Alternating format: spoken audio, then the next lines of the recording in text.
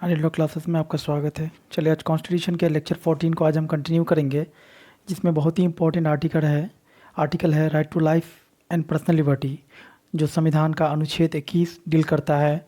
उसको आज आपको हम बताएंगे। अगर आप इस चैनल पर नए हैं तो चैनल को लाइक एंड सब्सक्राइब करें। अगर आपने कॉन्स्टिट्यूशन के प्रीवियस लेक्चर को अगर नहीं देखा है तो आप उसको प्लेलिस्ट में जा करके देख लें। वहाँ पर आपको 1 to 13 लेक्चर सीरीज़ मिल जाएंगे जो आर्टिकल वाइज है, वहाँ से आप देख सकते हैं। चलिए आज के लेक्चर को आज हम कंटिन्यू करते हैं। सबसे पहले ये समझते हैं कि right to life and personal liberty क्या होता है। तो राइट टू लाइफ का ये मतलब नहीं है कि इंसान को सिर्फ खाना, सोना, रहना बस यहीं तक सीमित नहीं है। राइट टू लाइफ को सुप्रीम कोर्ट ने बहुत ही तरीके से, मतलब बहुत विस्तार तरीके से उन्होंने इसको एलोबरेट किया और उसने बताया कि राइट टू लाइफ का ये मतलब नहीं है कि सिर्फ खाना, सोना और रहना। इसका मतलब है कि इंसान को वो सारी तमाम चीज़ इसके पास होना चाहिए और वो ज़िंदगी जिए डिग्निटी के साथ, उसको राइट टू लाइफ कहेंगे। तो right to life under constitution क्या है उसको देखते हैं। तो देखिए क्या कह रहा है। Article 21 of constitution says that, जब हम भारतीय संविधान का अनुच्छेद 21 देखते हैं तो क्या कहता है, no person shall be deprive of his life personal liberty except according to procedure establish by law. किसी भी पर्सन का, किसी भी व्यक्ति का लाइफ को क्या नहीं किया जा सकता, डिप्राइव नहीं किया जा सकता, वंचित नहीं किया सकता, उसके स्वतंत्रता को छीना नहीं जा सकता except according to procedure establish by law. किसके द्वारा? प्रोसीजर इस्टेब्लिश बाय लॉ, किसी कानून के द्वारा। लेकिन वो प्रोसीजर कैसा होगा, वो क्या होना चाहिए, जस्ट, फेयर और रिजनेबल होना चाहिए। ठीक है। तो आर्टिकल 21 में ये 2-3 लाइन जब हम पढ़ रहे हैं तो इससे समझ में आता है कि किसी भी व्यक्ति का लाइफ को, उसके पर्सनल लिबर्टी को छीना नहीं जा सकता except according to procedure establish by law.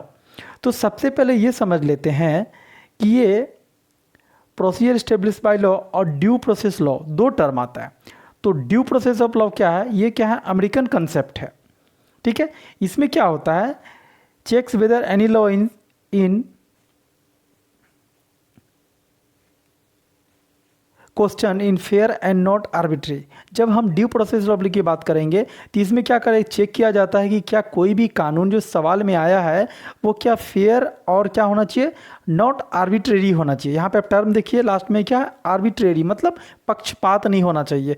और इसमें ड्यू प्रोसेस लॉ में दूसरा टर्म क्या कहता है, दूसरा point, give wide scope to check by the court it is arbitrary और नॉट। और ये कोर्ट को पावर देता है कि ये कानून आर्बिट्री है या नहीं है। ठीक है। तो ये 2 पॉइंट है। लेकिन जब हम क्या बोलते हैं कि प्रोसीजर इस्टेब्लिश बाय लॉ की बात करेंगे तो उसका मतलब हमारे कॉन्स्टिट्यूशन में जो हमारे आर्टिकल 21 में बताया गया उसको डीपली समझते हैं। तो पहले क्या था, देखिए क्या कह रहा है, prior to Maneka Gandhi decision article 21 guarantee the right to life and personal liberty to citizens only against arbitrary action of the executive not from legislative action. Maneka Gandhi का जो केस आया था ना, उसके डिसीजन से पहले ये क्या करता था, राइट टू लाइफ और पर्सनल लिबर्टी को, जो सिटीजन का था, नागरिक था, उसको सिर्फ किसके आर्बिट्री एक्शन से बचाता था, एग्जीक्यूटिव के आर्बिट्री एक्शन से बचाता था, ना कि लेजिस्लेटिव एक्शन से। ठीक है। ये मेनका गांधी के केस आने से पहले की बात है। और दूसरा पॉइंट इसमें क्या है, the state could interfere with the liberty of citizen if it could support it's action by valid law. और स्टेट किसी के लिबर्टी में इंटरफेयर कर सकता है, उस नागरिक के लिबर्टी को क्या कर सकता है कि छीन सकता है, लेकिन किसके द्वारा, वैलिड लॉ के द्वारा, किसी प्रॉपरली कानून के द्वारा। वो कानून कैसे बना होगा, procedure establish by law, properly कानून के द्वारा, वैलिड कानून के द्वारा स्टेट उसके लिबर्टी को छीन सकती है। ठीक है। अब देखिए दूसरा पॉइंट क्या है, but after the Maneka Gandhi decision article 21 now protects the right to life and personal liberty to citizen not only from executive action but from the legislative action also. लेकिन जब हम प्रायर मेनका गांधी केस की बात करते हैं तो उस समय क्या था, सिर्फ जो राइट टू लाइफ जो था व्यक्ति का, सिर्फ एग्जीक्यूटिव एक्शन के खिलाफ उसको प्रोटेक्ट करता था। लेकिन मेनका गांधी के केस के बाद ये लेजिस्लेटिव एक्शन के खिलाफ भी उसको प्रोटेक्ट करने लगा, सिटीजन्स के क्या बोलते हैं, राइट्स को। A person can be deprive of his life and personal liberty. तो उस व्यक्ति के पर्सनल लाइफ को क्या बोलते हैं, उसके लाइफ को क्या बोलते हैं कि वंचित किया जा सकता है, किसके द्वारा, प्रॉपरली क्या बोलते हैं, प्रोसीजर स्टेब्लिश बाय लॉ के द्वारा। तो मेनका गांधी के केस से पहले कुछ और बात थी और उस केस के आने के बाद बहुत सारे बात इसमें इंक्लूड हुए।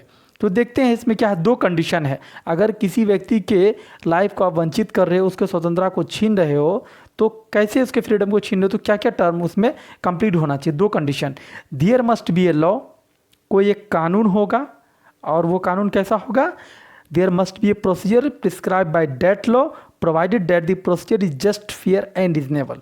ठीक है, किसी व्यक्ति के लाइफ को उसको डिप्राइव कर रहे हो, उसका लिबर्टी डिप्राइव कर रहे हो, वंचित कर रहे हो, तो वो क्या होना चाहिए, दो कंडीशन को फुलफिल करना चाहिए। तो पहला क्या होना चाहिए, there must be a law, कोई एक कानून होगा, और वो लॉ क्या होना चाहिए, एकदम procedure prescribe by that law, उस कानून के द्वारा पूरे प्रक्रिया से होना चाहिए, और वो क्या होना चाहिए, प्रक्रिया जस्ट फेयर और रिजनेबल होना चाहिए। तभी उस व्यक्ति के लाइफ के लिबर्टी को आप डिप्राइव कर सकते हो, अदरवाइज नहीं कर सकते।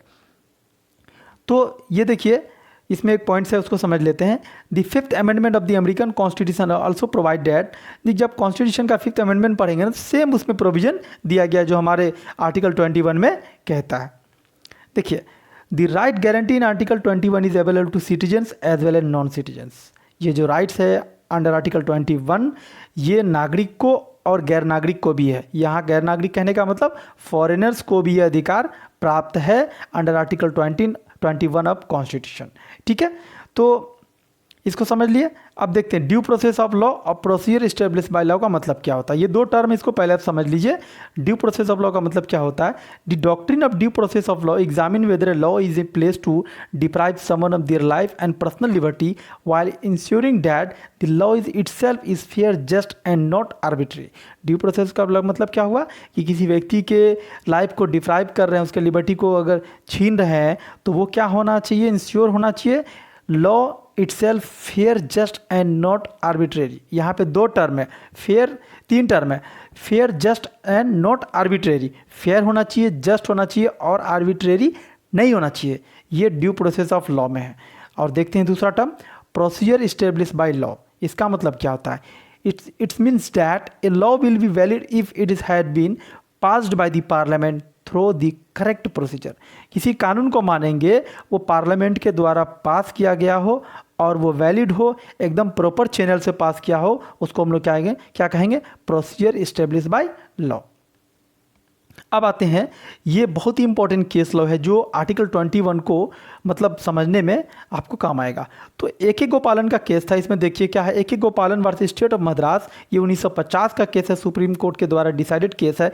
इस केस में क्या हुआ, in this case procedure establish by law is understood as any of procedure but need not be just reasonable और फेयर। इस केस में आप समझिए कि प्रोसीजर इस्टेब्लिश बाय लॉ का मतलब क्या होता है, सुप्रीम कोर्ट ने क्या बताया। इस केस का फैक्ट क्या था, fact of this case, it was the first leading case on the article 21. A.K. Gopalan case was detained under preventive detention act 1950।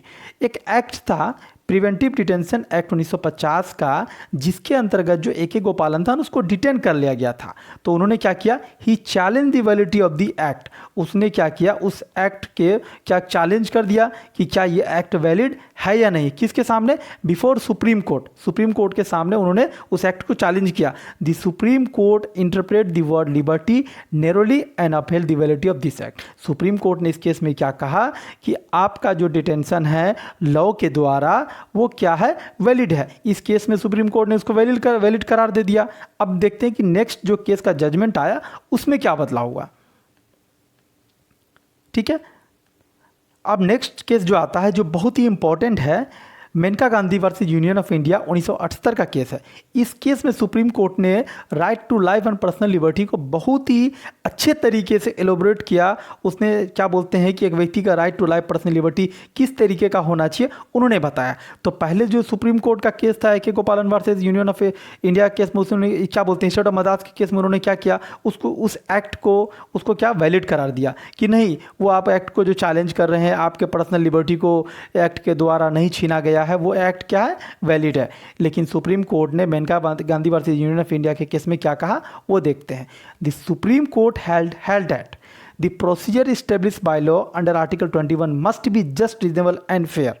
तब सुप्रीम कोर्ट ने Maneka Gandhi versus Union of India case में क्या कहा कि procedure establish by law under article 21 क्या होना चाहिए, must be just, fair and reasonable. आप किसी व्यक्ति के लाइफ को ना, लिबर्टी को वंचित कर रहे हो, लेकिन किसी लॉ के द्वारा अगर कर रहे हो तो वो लॉ क्या होना चाहिए under article 21, just, reasonable and fair होना चाहिए, but not any type of procedure, और दूसरे तरीके का प्रक्रिया नहीं होना चाहिए। The decision over rule the decision of the supreme court in Gopalan case and wiped out the remove the difference between due process law and procedure establish by law. और supreme court ने जो पहले वाले केस में ए के गोपालन के case में डिसीजन दिया था, उसको उन्होंने क्या कर दिया, क्या बोलते हैं, उस डिसीजन को ओवर रूल्ड कर दिया, ठीक है। और उन्हें अलग तरीके से मेनका गांधी के केस में जो right to life and personal liberty को उन्होंने एलोबरेट किया, ठीक है। अब आगे देखते हैं इस केस का फैक्ट क्या था, fact of Maneka Gandhi case. इस केस में क्या हुआ कि पासपोर्ट केस है, ये क्या है, पासपोर्ट केस। एक एक्ट था सेक्शन 10 सबसेक्शन 3 क्लाउज सी, पासपोर्ट क्या बोलते हैं, पासपोर्ट एक्ट 1967 का एक एक्ट था, जिसके तहत मेनका गांधी को एक ऑर्डर इशू किया गया। उन्हें उसको कहा गया कि आप अपना पासपोर्ट जो है ना करे, क्या बोले, गवर्नमेंट को क्या करे, सरेंडर करे, वापस करे। तो विदाउट स्टेटिंग द रीजन, बिना रीजन बताए उसको बताया गया मेनका गांधी को, आप जो पासपोर्ट अपना बनाए हैं ना, उसको क्या करे, सरेंडर करे, वापस करे, विदाउट रीजन का, ठीक है। She challenge the government decisions to impound her passport. और उन्होंने गवर्नमेंट के डिसीजंस को क्या किया, चैलेंज किया कि अपने पासपोर्ट को हम क्यों इम्पाउंड करें, क्यों वापस करें, as it violates her personal liberty guarantee under article 21। और उन्होंने कहा कि जो आर्टिकल 21 के अंदर जो हमारा पर्सनल लिबर्टी जो गारंटी है, उसको क्या कर रहा है, ये वायलेट कर रहा है। इन this case the supreme court consider the scope of article 21 elaborately and held that the government action is impacting the interest of the general public is a not violative of article 21, passport in the interest of the general public is not valid of article 21। तो उन्होंने कहा कि ये general public में क्या गया था, आप क्या बोलते हैं, ये वॉलेट नहीं करता आर्टिकल को। लेकिन सुप्रीम कोर्ट ने कहा thus the article 21 requires the following condition to be fulfill before a person is deprive of property, है ना, या फिर क्या बोलते हैं कि उसके पर्सनली लाइफ को, तो क्या होना चाहिए, there must be a valid law, किसी एक प्रॉपरली वैलिड लॉ के द्वारा क्या होना चाहिए, the law must be provide a procedure, और किसी प्रक्रिया के द्वारा होना चाहिए उस लॉ का। और तीसरा क्या है, the procedure must be fair, just, fair and reasonable. अब वह प्रक्रिया क्या होना चाहिए, जस्ट, फेयर और रिजनेबल होना चाहिए। और फोर्थ पॉइंट क्या है, the law must satisfied the requirement of, क्या बोलते हैं, article 14 and 19 is that it must be reasonable. और क्या होना चाहिए, वो जो लॉ जो होंगे वो सेटिस्फाइड करना चाहिए किस आर्टिकल को, आर्टिकल 14 और 19 को। तो आर्टिकल 14 जो समझते हैं इक्वालिटी बिफोर लॉ, कानून के समक्ष सबसे एक समान होगा, और 19 को देखते हैं जो हमारा फंडामेंटल राइट जो 6 तरह का बताता है उसको बताता है, वो रीजनेबल होना चाहिए, ठीक है। तो सुप्रीम कोर्ट ने मेनका गांधी के केस में जो ए गोपालन के केस में उन्होंने डिसीजन दिया था, उसको उन्होंने क्या क्या ओवर रूल्ड कर दिया, और डिसीजन को पलट करके उन्होंने right to life and personal liberty को इलेबोरेटली उन्होंने बताया। अब ये टर्म समझते हैं, meaning of the words life and personal liberty, इसका मतलब क्या होता है। तो life generally, life means keeping soul and body together. अगर लाइफ जनरली क्या मतलब नहीं, कीपिंग सोल एंड बॉडी, जो सोल और बॉडी जो होगा ना टुगेदर होगा, एक साथ होना चाहिए। Doubts arises if a person is a coma is dead neither dead और नॉट लाइफ। अगर कोई व्यक्ति कोमा में चला गया, ना तो वो जिंदा है ना तो मरा है ना। Now the question is what types of life is guarantee in article 21। अब सवाल ये आता है कि आर्टिकल 21 के अंदर किस तरीके का लाइफ को गारंटी करता है कॉन्स्टिट्यूशन, ठीक है। तो right to life and personal liberty guarantee under article 21, the constitution cover include the following. अगर हम बात करें कि कॉन्स्टिट्यूशन के अंदर आर्टिकल 21 राइट टू लाइफ किस तरीके के लाइफ को डिक्लेयर करता है, तो क्या है, राइट टू प्राइवेसी, किसी व्यक्ति के प्राइवेसी की बात होगी, वो भी right to life and personal liberty है। दूसरा क्या है, राइट टू लिवलीहुड। तीसरा क्या है, राइट टू एजुकेशन एंड क्या बोलते हैं कि दूसरा क्या है, right to get pollution free water and air. अब ये भी आपका अधिकार है, पॉल्यूशन फ्री आपको वाटर और एयर मिलना चाहिए, ठीक है। और दूसरा पॉइंट क्या है, right to life and liberty include the following human rights, है ना। कौन कौन राइट्स होगा, right to livelihood, right to family pension, right to shelter, right to good health, right to doctors assistant, right to emergency medical aid, right to appropriate life insurance policy, right to environment, right to pollution free water and air, right to protection against hazardous industry, right to freedom from noise pollution, right to privacy, right to travel abroad, right to reputation, right to social justice, economic empowerment, right to information, right to decent, burial and cremation, right not to be subject to bonded labour and to be rehabilitated. ठीक है, ये सारे rights जो है ना constitution में क्या बोलते हैं, मेनका गांधी के केस के बाद सुप्रीम कोर्ट ने डिसाइड किया कि किसी व्यक्ति का जो right to life and personal liberty होगा इस तरीके से होना चाहिए। सारे पॉइंट को क्या बोलते हैं, मेनका गांधी के केस के बाद सुप्रीम कोर्ट ने डिसाइड किया और राइट टू लाइफ को अंडर आर्टिकल को एलोबोरेट किया और उन्होंने बताया इस केस के माध्यम से। तो इस लेक्चर्स के माध्यम से आज मैंने आपको आर्टिकल 21 को समझाने की कोशिश की। अगर आपको ये लेक्चर अगर अच्छा लगा तो हमारे चैनल को लाइक एंड सब्सक्राइब करें। Thank you for watching Aryan law classes.